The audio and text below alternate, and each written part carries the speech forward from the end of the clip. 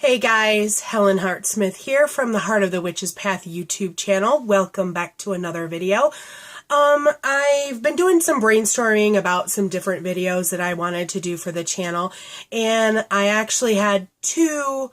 I'm going to be filming, a few this evening just so that I've got them to put up. But there were two videos that I kind of had an idea for, but they were going to be really short. So I'm just going to go ahead and put them together in one video. So hopefully the title for this video isn't going to be too confusing, but all will be revealed shortly. So let's address the first part of the title. And if you follow the channel, if you subscribe, or if you come and watch a lot of my videos, you know that last year I did the 2016 YouTube Pagan Challenge, and that was a really fun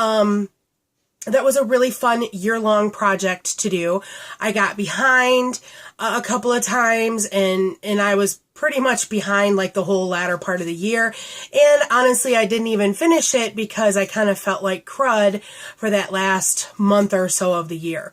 But I really liked the idea of the Pagan Challenge because I think that it's a really easy way, because whoever came up with the 52 questions, thank you, because that was, a big feat in and of itself.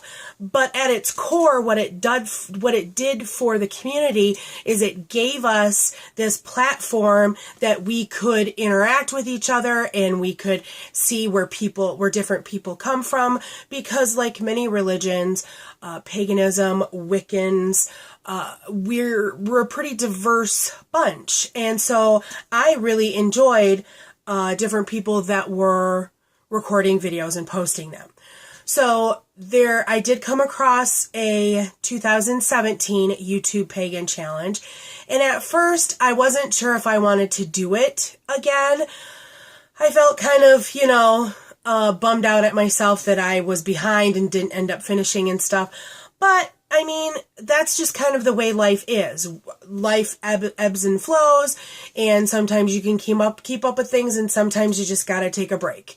So I looked at the first few questions, and I wasn't really sure if I wanted to participate in the whole thing or not. And so I guess what I wanted to explain to you guys here on the channel is that I'm going to pick and choose a little bit this year where I didn't last year. And mostly it's because if I see a question that I've already covered in like another video or another blog post or something like that, I don't want to give you duplicate information just for the sake of keeping up with a weekly challenge. And so given the fact that I'm looking at this right now, I have the handy list here on my tablet, and the first, it's kind of serendipitous that I'm looking at it now because it looks like we're in the 6th week, and this would actually be the 6th or the first question that I would choose to answer. So I'm going to do that in another video. I didn't want to kind of combine all of that into one, but I just wanted to explain that I'm probably not going to do every week.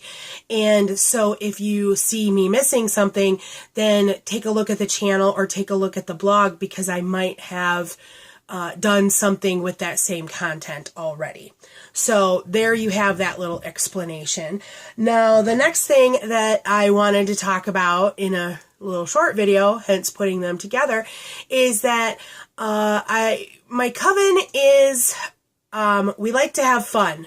And so we look at different things as a way to build some coven unity and things like that. And so you might see that I'm sporting a shirt here with our Coven logo. And doing something like that, I think, can be a really fun thing for a Coven. If you're going to an event as a group, as you probably remember in my video that I posted last week, we recently did initiations for my Coven, and we pretty much doubled the size of our Coven. And we're still pretty small for a Coven, but to double the size of your Coven in 1 year, that's a pretty big, monumentous occasion. And so if you're traveling somewhere and going to an event as a coven, it might be kind of a fun thing to have something that you can wear that kind of identifies you as a group. And so a t-shirt or a shirt or whatever is a really fun way to do that. Now, you probably can't see this very easily. These are shirts that we just had done last week. I just picked them up last week. And as a matter of fact, I still haven't distributed them to all of the Coven members. So they're coming, guys. Just bear with me. But I have my t-shirt. So this obviously is a long sleeve t-shirt. And this is my short sleeve t-shirt. That has the logo on it. This is one thing to think about if you want to do something like that, something like this.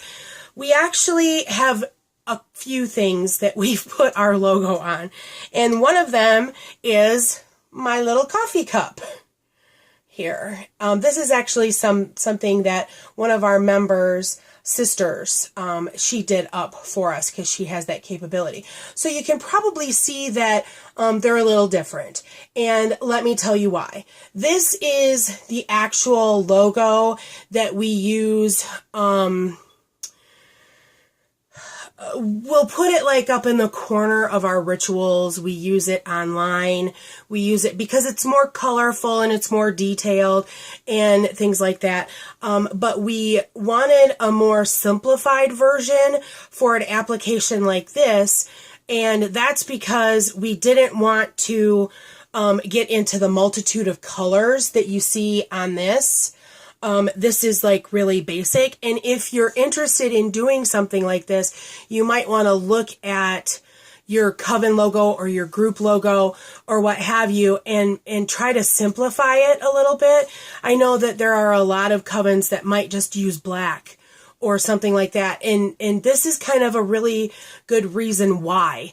We pay a 2-color, these are embroidered, as you can tell. We pay a 2-color fee, and the more colors that you do in embroidery, the more of a cost you're going to run into.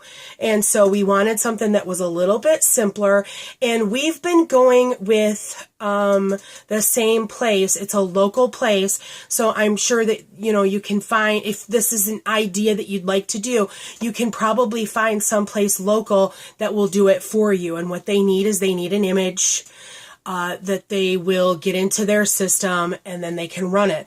Now, we've been buying stuff like this for quite a few years. I mean, I want to say that Kathy and we ordered our first, we did t-shirts like this, and we did black zip up hoodies that had the logo too. And so we had to swap, we had to do white instead of the black for that particular sweatshirt.